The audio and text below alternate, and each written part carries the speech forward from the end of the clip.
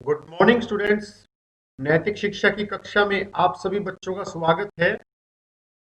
आज हम पाठ 14 को करेंगे। पाठ का नाम है आर्य पथिक पंडित लेखराम।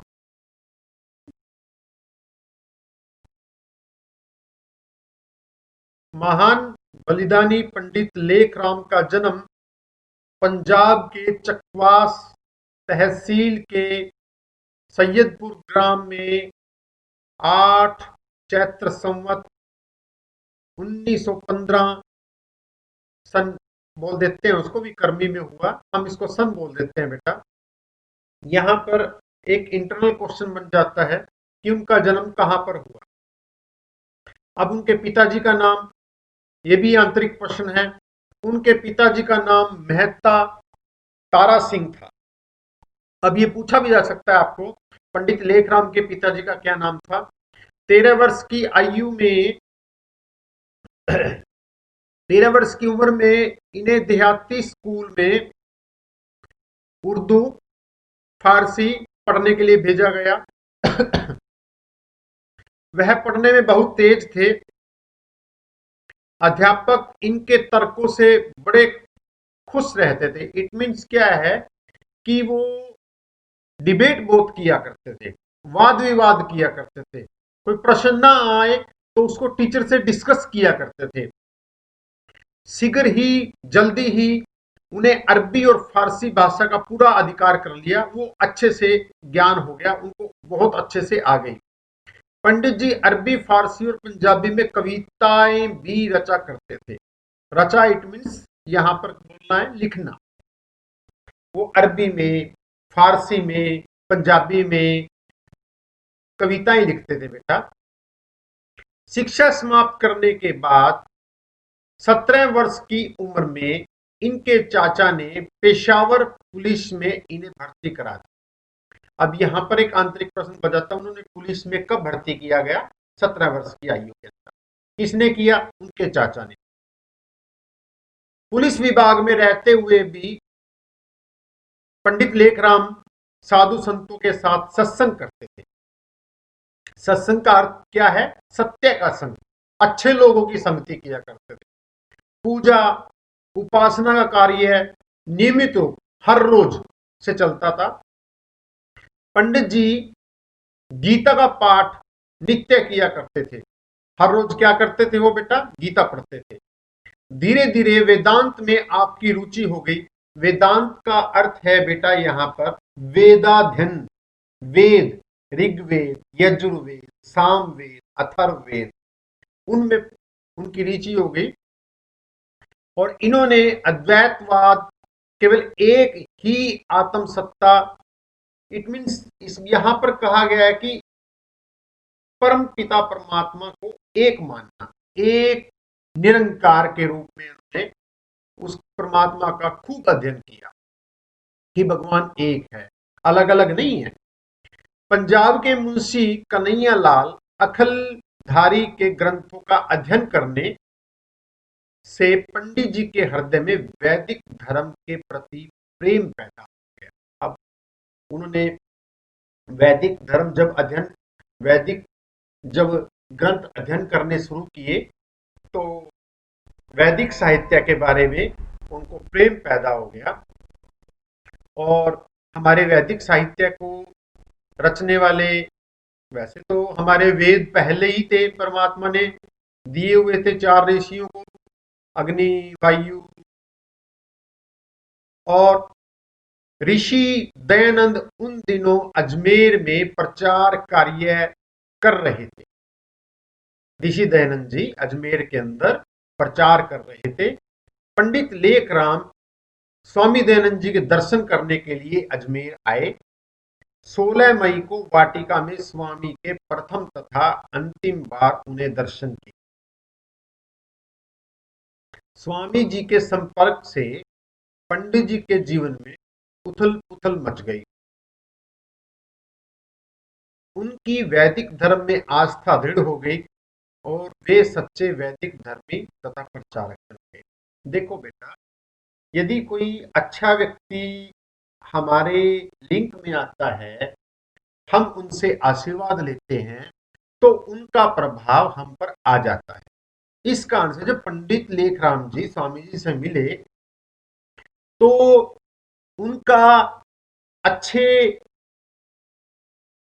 संस्कार के रूप में, क्योंकि वो अच्छे तो थे ही पहले, तो जैसे ही उनसे मिले तो उनके अंदर जो अंधकार था वैदिक धर्म के प्रति वो खत्म हो गया बिल्कुल। यदि कुछ भी उसके अंदर थोड़ी बहुत त्रुटि रह गई थी, स्वामी जी दयानंद से मिलने के बाद वो दूर हो गई और वो एक वैदिक धर्मी प्रचारक बन गए। जैसे स्वामी जी वैदिक वेद धर्मों का प्रचार किया करते थे, वो भी प्रचारक बन गए। अजमेर से लौटकर उन्होंने धर्म प्रचार की धुन सवार रहने लगी। वो हर जगह मतलब अच्छे विचारों का प्रचार करने लगे। एक दिन, अब यहां पर एक एग्जाम्पल दिया हुआ है, एक दिन आप अपने पुराने मित्र संत दामोदर दास वेदांती के पास गए। संत जी ने कहा सब कुछ ब्रह्म ही ब्रह्म है। अब जो वेदांती थे, वो संत थे, उन्होंने कहा कि सब कुछ ब्रह्म ही ब्रह्म है। ठीक, इट मीन्स क्या है कि बोलने वाला भी ब्रह्मा है, सुनने वाला भी ब्रह्मा है। अब यहां पर लेखराम जी ने मजाक हो गया। लेखराम जी ने पूछा महाराज आप ब्रह्म हैं? अब देखो वही बात है ना, मैं भी ब्रह्म हूं, तो जो आपकी पुस्तक है यह भी ब्रह्म है। संत ने कहा हाँ। तो पंडित जी ने तुरंत पुस्तक उठाई और चल दिए। संत जी द्वारा मांगने पर भी उन्होंने वह पुस्तक वापस नहीं की और क्या कह दिया, ब्रह्म का ब्रह्म से ब्रह्म को मांगना कैसा। तो भगवान ने भगवान को भगवान से कैसे मांगना। तो एक यहां पर उनका तेज बुद्धि का, तर्क वितर्क करने का ये एग्जाम्पल भी हमारे यहां उदाहरण सामने आता है। पुलिस विभाग में रहते हुए, क्योंकि वो पुलिस में भर्ती थे, पुलिस विभाग में रहते हुए आप प्राय मुसलमान अधिकारियों से धर्म के विषय में चर्चा शास्त्रार्थ किया करते थे। बातें करना, डिस्कशन करना बेटा, उसके अच्छे पहलू डिस्कशन करना, उसके बुरे पहलू डिस्कस करना, उसको शास्त्रार्थ बोलते हैं। बिना हिचक उन्हें सीधा खरा उत्तर दिया करते थे। उनकी इस आदत से मुसलमान अधिकारी अंदर ही अंदर नाराज रहते, क्योंकि वो सीधा बोलते थे, चाहे उनको बुरा लगे या अच्छा लगे, तो इसलिए वो नाराज रहते थे। उन्होंने एक अखबार का नाम है बेटा रिसाला, जैसे पंजाब केसरी हमारे यहाँ है, दैनिक भास्कर है, दैनिक जागरण, ऐसे ही रिसाला एक अखबार था, सत्योपदेश निकालना शुरू किया। इसको पढ़कर मुसलमान लोग उनसे क्या करने लगे, घृणा करने लगे, द्वेष करने लगे। आर्थिक स्थिति ठीक न होने के कारण, अब कोई अच्छा इंसान हो तो बेईमानी नहीं कर सकता, क्योंकि उनकी आर्थिक स्थिति ठीक नहीं थी, इसलिए उन्होंने अखबार न चल सका और पुलिस अधिकारियों के पक्षपात से तंग आकर उन्होंने अब 24 जुलाई 1984 को पुलिस विभाग से त्याग पत्र दे दिया, रेजिग्नेशन दे दिया और वो धर्म के प्रचार में जुट गए। मुसलमानों से शास्त्रार्थ करने में उनको काफी आनंद आता था। शास्त्रार्थ बेटा, मैं दोबारा फिर बोल रहा हूं, यहां पर शास्त्रार्थ का मतलब है, मीनिंग है डिस्कशन, उनसे वार्तालाप करना, वाद विवाद करना, तर्क वितर्क करना। मुसलमानों के मत का खंडन करने वाली कई पुस्तकें पंडित जी ने लिखी। इसमें इस्लाम मत पर तीखे आक्रमण भी किए। अब ये आर्य गजट भी एक अखबार है। आर्य गजट के द्वारा अपने ईसाई, मुसलमान तथा अन्य पंथों के अनुयायियों के दिलों को हिलाकर रख दिया। अब जो उनसे भी हमारे भारतीय धर्म के विरुद्ध जो प्रचार कर रहे थे, उन्होंने सबको हिला दिया। 35 वर्ष की आयु में पंडित जी ने गृहस्थ आश्रम में प्रवेश किया। गृहस्थ आश्रम का मतलब है यहाँ पर है कि 35 वर्ष की आयु में पंडित जी ने शादी की। उनकी पत्नी लक्ष्मी देवी सच्ची गृहिणी थी। गृहिणी का मतलब है बेटा पत्नी, जैसे घर को संभालने वाली गृहिणी, ठीक है। इंग्लिश में हम इसको गृहिणी को बोल देते हैं हाउस वाइफ। पंडित जी, पंडित लेखराम आर्य मुसाफिर के नाम से प्रसिद्ध हो गए, क्योंकि बेटा वो हर जगह आर्य समाज का प्रचार करते, वेद का प्रचार करते, आर्य विचारों का प्रचार करते, इसलिए। और मुसाफिर क्यों बोलते हैं कि एक स्थान से दूसरे स्थान पर जाकर प्रचार करना, इसीलिए उसको मुसाफिर कहते हैं। स्वामी दयानंद की मृत्यु के बाद लोगों ने उनको अवतार मानना और उनके जीवन चरित्र को बढ़ा चढ़ा कर लिखना शुरू कर दिया। अतः आर्य समाज के अधिकारियों ने पंडित लेखराम जी को ही स्वामी जी का सच्चा जीवन चरित्र लिखने का काम सौंपा। अब स्वामी जी तो चले गए, जब स्वामी जी की मृत्यु हो गई तब पंडित लेखराम को ही उन्होंने उनको उसका लाइफ स्टोरी, जीवन का चरित्र लिखने का काम सौंपा, क्योंकि उनको स्वामी जी के बारे में काफी जानकारी थी। पंडित जी ने पूरे राजस्थान, उत्तर प्रदेश तथा कलकत्ता आदि में घूम घूम कर ऋषि के जीवन की घटनाएं और विवरण इकट्ठे किए। देखो बेटा, अब वो स्वामी जी के जीवन चरित्र पर बायोग्राफी लिखने से पहले वो घूमे। एक बायोग्राफी होती है बेटा, एक ऑटोबायोग्राफी होती है। यदि स्वामी जी जीवित रहते ही अपनी पुस्तक लिखते, उसको ऑटोबायोग्राफी बोलते हैं। यदि कोई दूसरा व्यक्ति उसको जीवन पर लिखा, उसको बायोग्राफी बोलते हैं बेटा। ये भी मैंने आपको डिटेल में बताया। आपने इस भ्रमण काल में पंडित जी ने मौलवियों, पादरियों, पंडितों से शास्त्रार्थ किए। इट मीन्स क्या है कि अपने अपने धर्म के जो उसको हम मुख्य अधिकारी बोल देते हैं, जो मुख्य अधिकारी होते हैं उनको मौलवी कह देते हैं, पादरी कह देते हैं, पंडित कह देते हैं, उनसे शास्त्रार्थ किए। मिर्जापुर और काशी में पंडित जी को प्राणों का खतरा पैदा हो गया, क्योंकि वो प्रचार किया करते थे और दूसरे लोग उससे नाराज रहते थे। इस कारण से शायद उनको ये भी लगा कि उनको जान से मार दे।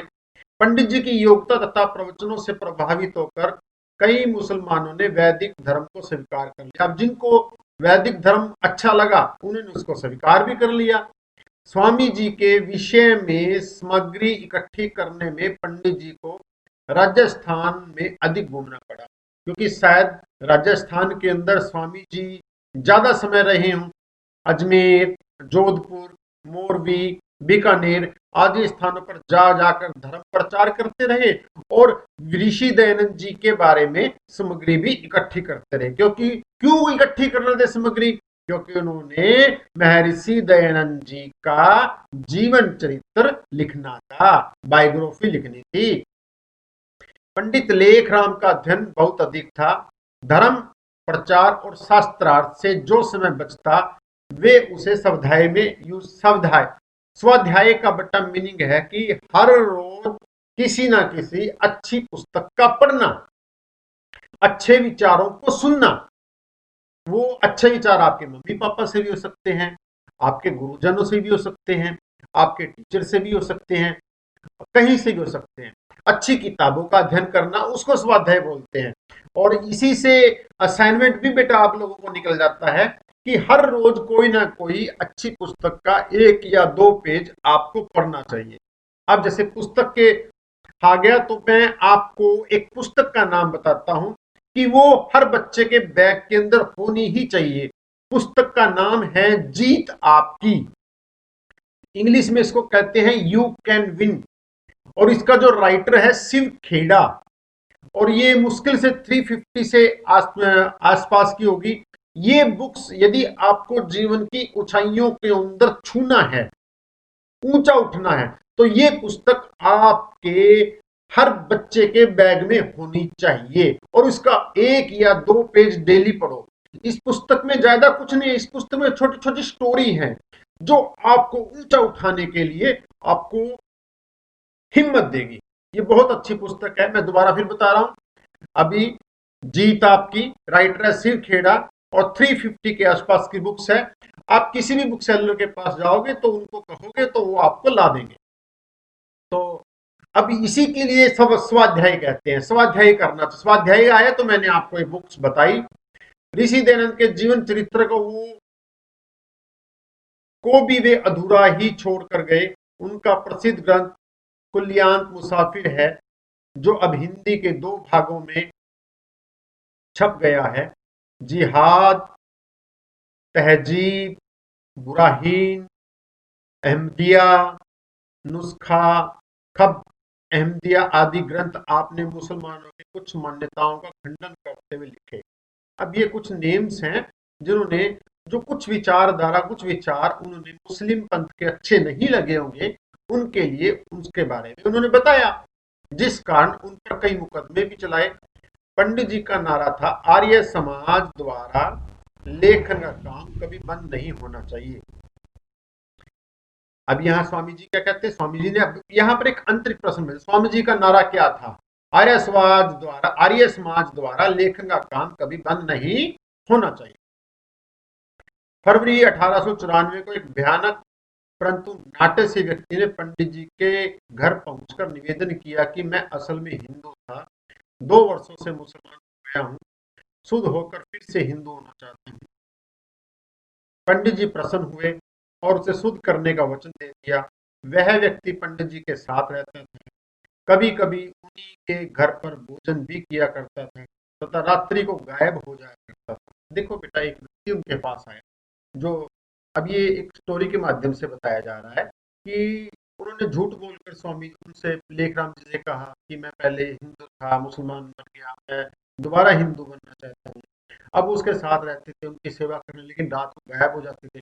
इधर आर्यजनों ने पंडित जी को सावधान कर दिया कि यह लड़का ठीक नहीं है, मुसलमान लोग आपकी हत्या करवाना चाह रहे हैं, अतः सावधान रहें। परंतु पंडित जी ने सदा की भांति अपनी सुरक्षा पर ध्यान नहीं दिया। एक दिन उसी व्यक्ति ने अपना सारा शरीर कंबल से ढांप कर कहीं जा रहा था, रास्ते में कांपने लगा। पंडित जी ने पूछा कि ज्वर तो नहीं? वह धीरे से बोला, हाँ, और कुछ दर्द भी है। पंडित जी उसे डॉक्टर के पास ले गए। डॉक्टर ने कहा इसे ज्वर नहीं है, खून की गर्मी मालूम होती है। दवा दी गई, दोनों घर आ गए। पंडित जी खुले बरामदे में काम किया करते थे, वहीं आकर बैठ गए। चारपाई पर स्वामी जी के चरित्र संबंधी कागजात रखे हुए थे। दयानंद की मृत्यु का अंतिम दृश्य लिखा जा रहा था। इतने में उनकी माता ने कहा, पुत्र लेखराम, तेल नहीं लाया। पंडित जी चारपाई से उठे और जिधर वह युवक बैठा था वे खड़े हो गए और आंखें बंद करके अंगड़ाई लेने लगे। उन्होंने दोनों हाथ ऊपर उठा लिए और कह रहे थे, ओफ, भूल हो गई। देखो बेटा, अ, उनकी पत्नी ने, उनके माता ने लेखराम जी कहा कि आप बेटा तेल नहीं लेके आए, पुत्र तेल नहीं लेके आए। तो पंडित जी चार पांच जैसे हम पहुंचते हैं, हो मम्मी भूल गए। इसी प्रकार उन्होंने कहा कि भूल हो गई। घातक ऐसे ही अवसर की ताक में बैठा था, एकदम उछलकर उन्होंने पंडित जी को चाकू घोंप दिया, छुरा मार दिया, पेट में छुरा लगा दिया और खून बहने लगा। उनकी माताजी दौड़कर आई, घातक को पकड़ने को झपटी, परंतु घातक यहाँ पर है बेटा, छुरा मारने वाला व्यक्ति। और छुरा किसने मारा? जो व्यक्ति उनके पास रह रहा था। तो घातक ने उनकी माताजी के भी निकट पड़े हुए बेलन से प्रहार किया। अब निकट पड़ा था, वो माताजी ने शायद उनको पकड़ लिया होगा, तो उनके हाथ बेलन मारकर उनको, मां को भी बेहोश कर दिया और वहां से भाग गया। छुरा लगने के पौने 2 घंटे में डॉक्टर पेरी साहब आए। अब देखो यहाँ पर भी एक आंतरिक प्रश्न रहता है कि जब पंडित जी को छुरा लगा तो कौन सा डॉक्टर आया, उनका नाम क्या था? पेरी साहब आए। उन्होंने उनकी आते सीने में घोड़श्रम किया। रात्रि के 1:30 बजे तक वे अचेत रहे। अंतिम क्षणों में इनका धैर्य, प्रसन्न मुख देखकर डॉक्टर लोग भी चकित थे। वे निरंतर विश्वानी देव का जाप कर रहे थे। विश्वानी देव बेटा ईश्वर स्तुति प्रार्थना उपासना का मंत्र होता है। ओम विश्वानी देव सवितर दुरितानि पुरास्वा यद भद्रम तन्यास, इसका जाप कर रहे थे। और जाप करते करते उन्होंने प्राण त्याग दिए। और सुबह होते ही धर्मवीर देखो, अब यहाँ पर धर्म पर ही वो निछावर हुए, इसलिए उनको धर्मवीर कहा। पंडित लेखराम की मृत्यु का समाचार बिजली के समान सारे शहर में फैल गया। असंख्य व्यक्तियों ने उन्हें भावभीनी अंतिम श्रद्धांजलि दी, विदाई दी। वे सत्य धर्म पर शहीद हो गए। धर्म पर चलते चलते शहीद हुए, आर्य समाज को सत्य, साहस और त्याग पत्र का मंत्र दे गए। तो ये छोटा सा चैप्टर है बेटा, मैंने आपको पढ़ाया है। कल हम इसके प्रश्न उत्तरों को बताएंगे नेक्स्ट वीडियो के अंदर। थैंक यू बेटा, आज सिर्फ आपने इस चैप्टर को पढ़ना है। Thank you, have a nice day बेटा। एक चैप्टर बेटा हम कर रहे हैं इस सप्ताह के अंदर, तो एक चैप्टर आसानी से आपको कॉपी में भी लिख लेना चाहिए और याद भी होना चाहिए। 7 दिन में कम से कम एक चैप्टर के 4 या 5 प्रश्न तो आप आसानी से याद कर सकते हो सभी बच्चे। Thank you.